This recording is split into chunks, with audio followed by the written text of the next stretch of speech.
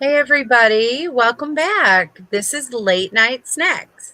If you guys are here, you are here to talk RuPaul's Drag Race Canada Season 1, Episode 3. I started late. I don't even know who What goes is home. it? Not Sorry Aboot It. Aboot. Aboot It. Yeah. And I just real quick want to go ahead and mention that we are currently running a fundraiser for the Trevor Project. If you don't know what the Trevor Project is, it is an organization that helps homeless LGBTQ youth. They give them housing, food, clothing, help them find jobs. But the biggest thing for them is suicide prevention in this community. So we are doing a fundraiser where we are trying to raise $333 because 3 is the universal number of the world. 3 is a universal number, and it is the universal number of love. So with that being said, if you guys could donate, the description is down below, or the link is in the description down below, to our Facebook page where you can go ahead and donate to the Trevor Project. If you can't, we understand these are hard times for everyone right now, but even $1 is all we're asking because every dollar counts. So with that being said, I am your beautiful host, Irish Melly. Right here, that's that guy. Ooh. Right here is the amazing, beautiful DeWanda. Hey, everybody. So, are you guys ready to kiki and spill the tea on this episode? All right, let's go. I say we do it. Let's do it. So, we had our recap of last week, which, we know what happened. And then we go ahead and we jump right into the mini challenge, which is like this. Oh, and let's say Deborah Cox is the guest judge for this week. Love Deborah Cox. Love her music. Mm-hmm. So the mini challenge is like a newscaster type of challenge where they have to be newscasters. And I forget what it was. Gayam? Is that what it was? Yeah, it was. It was like a play of Gayam. Yeah. Mm-hmm. Gay-am. It was like their ability to ad lib. Yes. Well, they had to read the prompter and still ad lib. I think on the toes and Oh, and there was like a French element to it. Because we knew that our 2 Quebec queens were going to do just great because obviously they speak French. They understand French, whereas everybody else kind of struggled with that part a little bit. It was ironic how many of them switched to just gibberish as comedy and went with that. They were just like, you know what? Screw it. We're going to do what we do. And I get that. I get that because like Deborah Cox told them when they started the challenge, she said, I'm going to give you some advice. If you mess up, do not fucking stop. Yeah, just keep going. Yes. And that's great advice because when you hesitate or you mess up and you start beating yourself up or whatever, it's very unattractive. It stops you from realizing and thinking what you're doing next. So that was great advice. Now, let's just say they were teamed up. We had our teams. Pairs. The pairs. Yes, we had pairs. Priyanka and Lemon were together. Yes. And I loved because everybody still had their normal names, their name, but they were just this newscaster or whatnot. They didn't have like another name, another persona.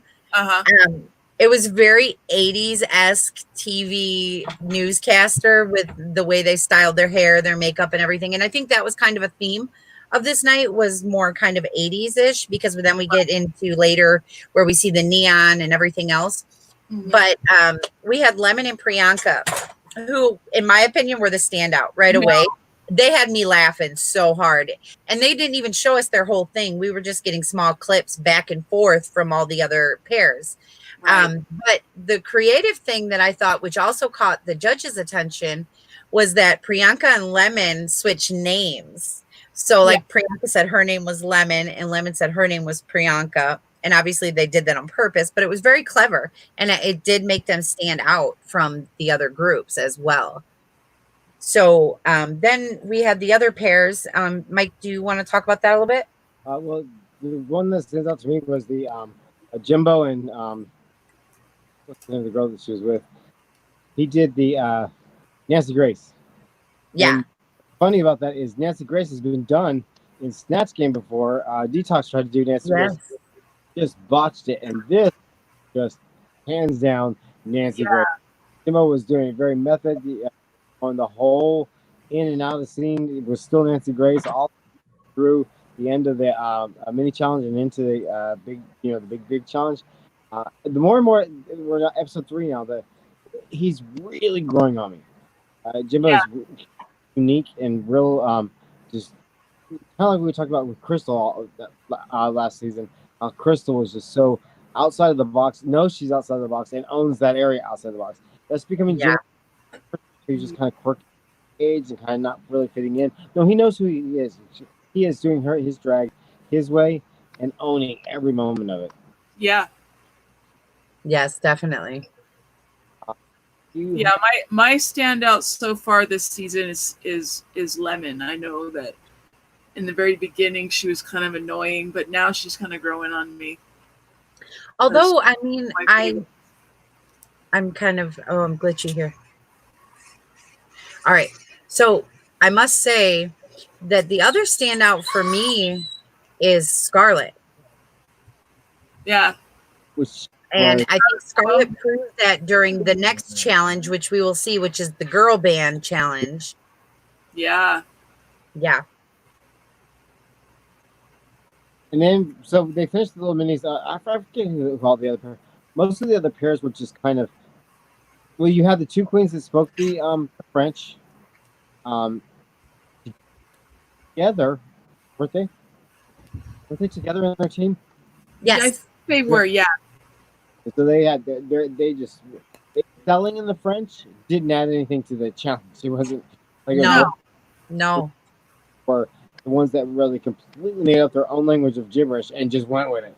And that was the best part in my opinion, because they were able to just go with the flow, and they didn't stop, and it actually worked. What was with the character that was kind of did a whole method pseudo character just like Nancy Grace, but it was kind of this dead kind of character. Oh, Asian. I can't remember. I wrote down everybody's name, but Excuse me. That at first, Are you talking about, wasn't that Kiara? that was Kiara. Yeah. as soon as at first it was like it came off to me as like really amateur, and the more it went on, I was like, I don't really realize she really knows what she's doing right here. I just didn't know if there was a reference to anything. Yeah. Yeah. Good. So we know that Priyanka and Lemon won that challenge, which rightfully so. You could tell right away that they just had the best chemistry. They had the best quick one-liners, and then the pop,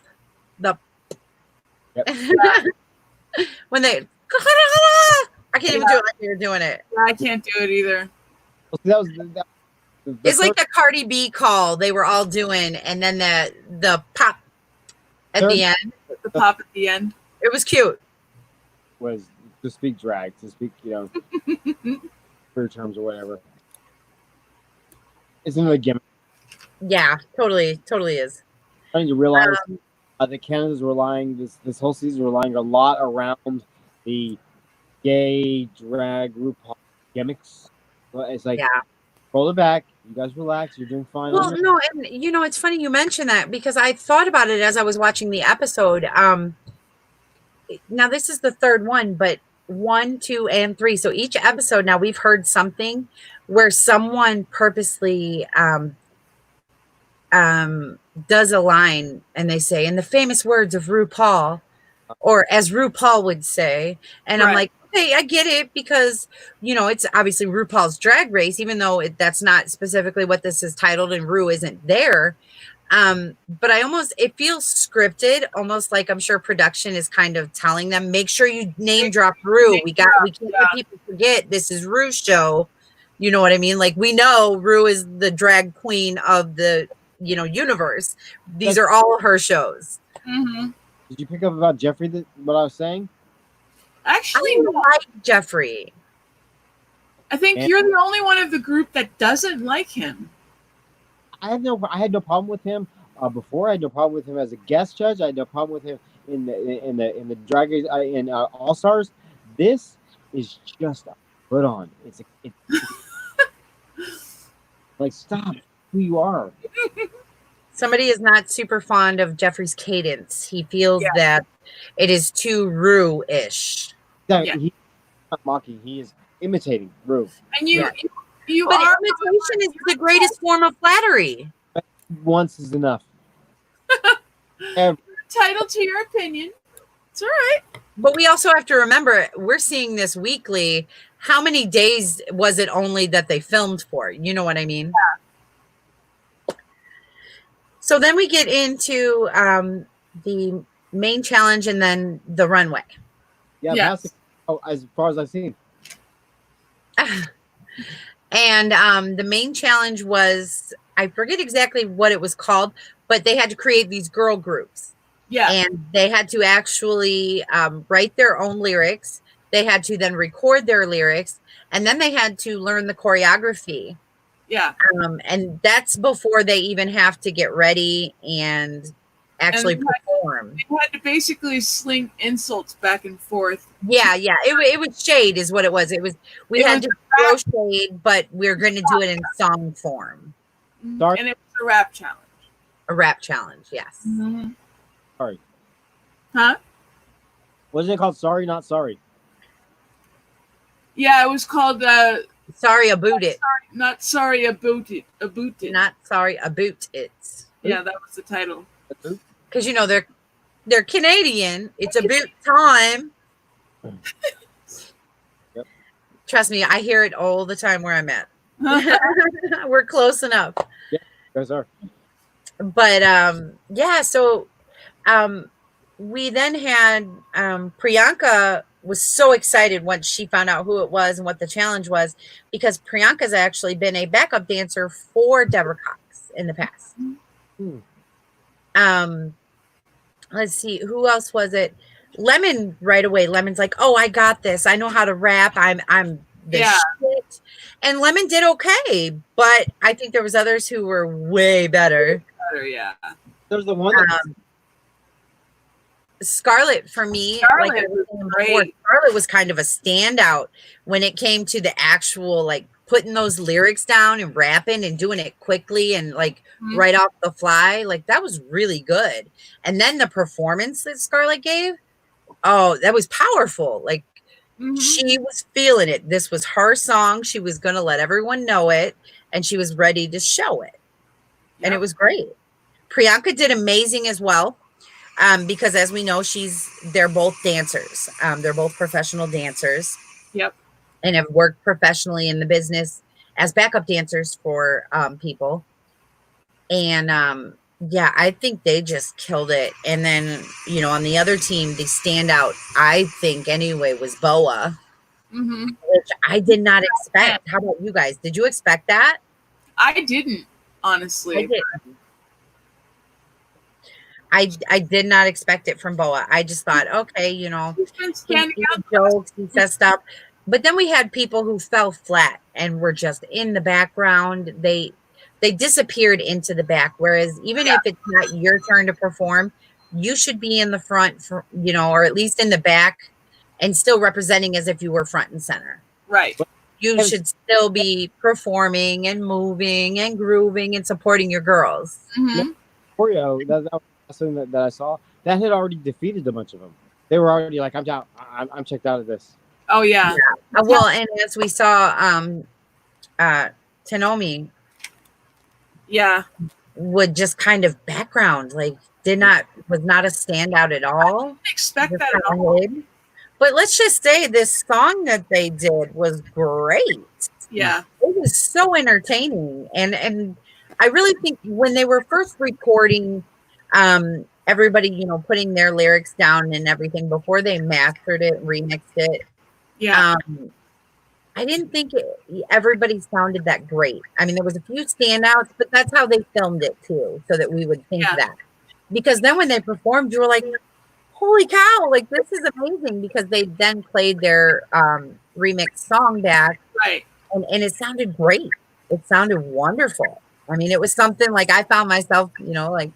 And Barbecue. And they have a tendency to do that on purpose, Yes. where you only get to see parts of it. What? I'll be very curious to see if the song drops tonight, because in all the true. That I could see that. I could definitely see that too. Be the newest hit on iTunes. Yep. Now the Runway, that was interesting. Yes. So the Runway was all about hair. And let's just say, my God, did they bring the hair? Oh, they did. We had some crazy, goofy, weird, over the top, very drag hair. Fun. Tainomi had the rainbow look, but it was like this high up arced weave thing, and it was just, it looked weird, but it kind of worked for me. The outfit I was not feeling so much. Not so much. No. Ilona was kind of a standout on the runway. Very, very, looked very polished, couture, put together, whereas some of the other ones looked like they were just quickly rushed and put together. Hers looked expensive. It looked high fashion couture. And even the judges pointed that out. It really did. And she said, "Oh, it was." So I know. Oh, it was. Pretty penny for that outfit. So she's glad that she got the compliments on it. She did, I'm sure. Absolutely. The one that threw me off was Boa's look. That one, I was like, wait, there's like nothing to it. Yeah, it was very bare, very yeah, that's an understatement. What else do they have them go on besides hair? You're just supposed to have something that complements the hair? It was, again, I don't remember exactly what it was called. I had to walk away for a minute. Yeah. But it was very much, I want to say, I felt like it was like hairband type of thing, because we had just done the girl group challenge. And all of the colors now were, again, very neon and vibrant. And okay. Not all of them, but most of them were.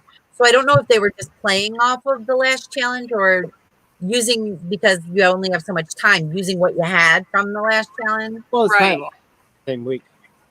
Right. And they tend to combine those anyway, those type of the runway challenge. Surprising. That mini challenge could have been a main challenge. And it sounds like it has been a main challenge on RuPaul. Yeah, and they did good enough where I would have liked the segment to have been longer, so that we weren't clipping and cutting between the groups.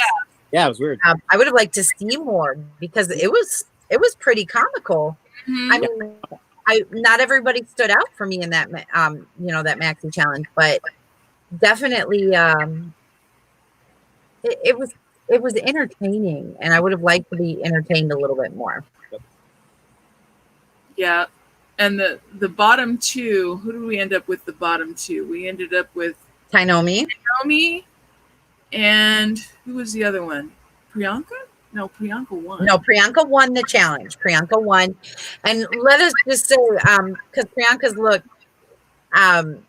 was orange and blue. Orange on one side, blue on the other, and then the feather boa at the bottom for the skirt that was like the feathers. And it might not have been feathers, but it looked very feather-esque. Right. And I know the judges pointed out you could clean a toilet with that skirt with the brushes on it. But Brooklyn managed, Brooklyn kept pointing out, listen, we're going to talk later about you stealing my look, because Brooklyn's look tonight was the orange and the blue. Who was the one in the beginning of the episode that says, I'm never going to lip sync again? I don't want that kind of critique. Because I thought, who was that? I remember hearing it. So nothing played out of that? No. They tried to start some drama when they first came back with Ilona, because being upset, being picked last again for a challenge. They tried to do it. Feeling like she's been picked last her whole life for everything, which I get, and it's relatable, and then also with what they deal with identity wise and just gender wise, like I get it. You feel alone, you know, It's so night and day. sexuality. It's so night and day from the RuPaul seasons now because they're not crafting the storyline around this. They're letting the queens just do their thing. Yeah. Whereas Well, now, and that's what I'm saying. It felt like it was going to suddenly be some drama. Like, we're going to get something. we're And so it was used just to it dropped. being, It was just dropped. It was like she mentioned it. She said what she needed to because she was upset in the moment with Priyanka because she felt they were friends. And why didn't Priyanka pick her? And she was picked last again. Still made it on Priyanka's team, but ended up being picked last. Yeah. So it wasn't. So technically, she's right though. She wasn't even picked. She was given a spot because she was the last one, so you automatically go to that team. I always thought that round robin pick is always, it tells a lot, but it's always so mean. It's mean in school. It's mean in anything. Yes. Yeah. I don't like it when you get to pick your own teams. I think they should be picked for you because then there is no favoritism, no judgment, no one to be mad at about it. Ru does that because it's a competition and you learn a lot. Yeah, you do. You do though. You really do. And so then we get the lip sync. I don't know about you guys, but I was not that entertained. I wasn't impressed. It's like they didn't even try. It was one of It was one of Deborah Cox's songs. But it just was very lackluster. Like, yes. There was no excitement. Yeah. There was a little bit. But overall, I would not rate it in my top lip syncs. Not at all. Just had a bad lip sync. This was a bad lip sync. Come on, girls. Yeah, it's like they're not even trying. It's like exactly. Mm-hmm. Who went home? Tainomi went home. Really? Was to sashay away. Mm-hmm. Again, not crafting the episode. And that was kind of a big upset for Canada's Drag Race. Yeah. Because Tainomi was seen as a front runner because she is like an icon in the drag scene in Canada. I mean, all of them are in their own right, but Tainomi is like huge, like the iconic all-time, mother drag queen. The one that went last week is huge in circuit as well. I know. Yeah. Kine. Yeah. Kine was last week, and then Juicebox the week before. Juicebox was first week. Yeah. Juicebox. And that's what I'm saying. They all in their own right have some popularity on the circuit in Canada, which is why they're there. Yeah.